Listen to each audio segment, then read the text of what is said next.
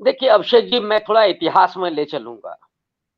इस हम्म। देश का जो संसदीय इतिहास है उसके सबसे ऊपर संविधान सभा की वो पूरी कार्रवाइयां हैं।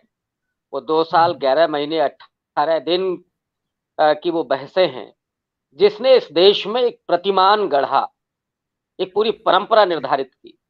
सब कुछ हम्म। संविधान में नहीं लिखा जाता हम्म। कि संसद का जो अध्यक्ष है, जो सभापति है, उसकी भूमिका किस तरह की होगी, वो जी। वैधानिक रूप से क्या है और उसके अधिकार क्या हैं, इतना ही लिखा हम्म। जाता है। लेकिन हम्म। उसके बाद उसका बिहेवियर क्या होगा, और ये पिछले आप 30 साल पहले चले जाइए। हम्म। मैं तो उतना केवल किताबों में पढ़ करके मैंने जाना है कि जब कोई भी सदस्य वो विपक्ष की पार्टी का हो और उसका केवल प्रतिनिधित्व तो सिंगल हो। अगर मैं मध्य हम्म। प्रदेश की बात कर लूं, वहां 2 ही 3 कम्युनिस्ट पार्टी के विधायक होते थे, और जब वो बोलते थे तो पूरा सदन उनको सुनता था बड़े धैर्य के साथ। जी। आपको याद होगा कि इसी लोकसभा में नेहरू जी के रहते हुए अटल बिहारी वाजपेयी ने जो भाषण दिया, और उसके बाद क्या हुआ, नेहरू जी ने हम्म। उनकी पीठ ठोकी कि बहुत अच्छा भाषण देते हो। हम्म। उस समय क्या कोई अध्यक्ष या कोई सभापति इस तरह से टोका टाकी करता था?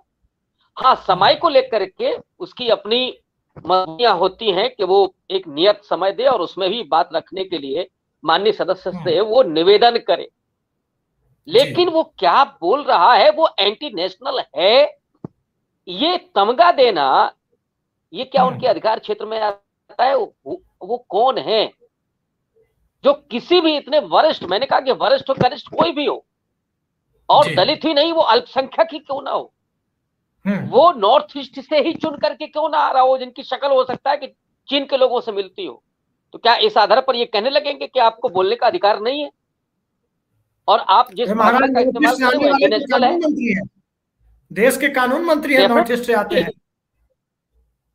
उनके ही एक सांसद ने कहा कि चीन कहां तक घुसा हुआ है, और जिस पीड़ा का हम्म। अरुणाचल प्रदेश के उन सांसद ने जिस पीड़ा का इजहार किया था, तो क्या उनको इंटरनेशनल घोषित कर दिया जाए? क्योंकि आप नहीं मानते हैं कि चीन घुसा है, और आपने तो हम्म। पब्लिकली बोल दिया। इस तरह के सदन का व्यवहार और खास करके सभापति का व्यवहार किसी भी तरीके से पूरे संविधान सभा, स्वाधीनता आंदोलन के अपनी मर्यादा और मूल्य, और उसके बाद हम्म। लंबे समय तक की जो संसदीय परंपराएं हैं, उसके खिलाफ जाता है।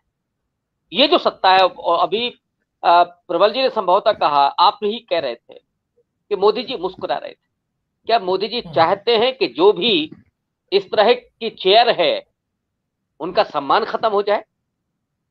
जब सभापति इस तरह से टोका टाकी करेंगे, तो हम्म। अब चाहे उसमें खड़गे साहब हो या बिल्कुल नवनिर्वाचित कोई सदस्य हो, तो वो भी डांट डपटेगा। या मुख्यमंत्री ने जिस तरह से डांटा था, तो कोई भी डांटेगा। अगर वो अपनी मर्यादा, अपनी अपनी मूल और अपने अधिकारों को भूल जाएंगे, अपने हम्म। कर्तव्यों को भूल जाएंगे, तो ऑब्वियस है कि कल को कोई भी नवनिर्वाचित सांसद सदस्य भी इस तरह से बोलते हुए नजर आएगा। क्योंकि उसके जी। अधिकार में टांग अड़ाना, ये ना सभापति के अधिकार में आता है, ना अध्यक्ष के अधिकार में आता है। आप किसी को हम्म। कैसे तमगा दे सकते हैं? जेएनयू में हम्म। एंटी नेशनल, जो पढ़ने लिखने वाला है वो अर्बन नक्सल, ये कौन है आप? आपको किसने अधिकार दिया है?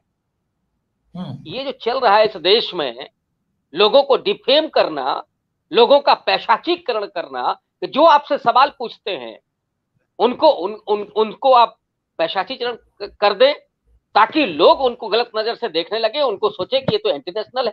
जी। खड़गे जैसा व्यक्ति एंटी नेशनल हो सकता है क्या? और इसलिए मैं कह रहा हूं ये बहुत महंगा पड़ेगा।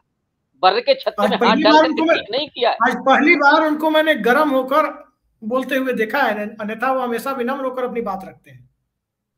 डेफिनेटली किसी को भी अगर एंटी नेशनल बोला जाएगा इस तरह से, तो वो क्या करते? हम्म। वो क्या करते कि हाथ जोड़ते कि नहीं साहब, हमसे गलती हो गई है, आप जो कहें वही सही है। खड़गे जैसा व्यक्ति क्या ये बर्दाश्त कर सकता है? नहीं कर सकता। और इसीलिए वो जवाब मिलेगा।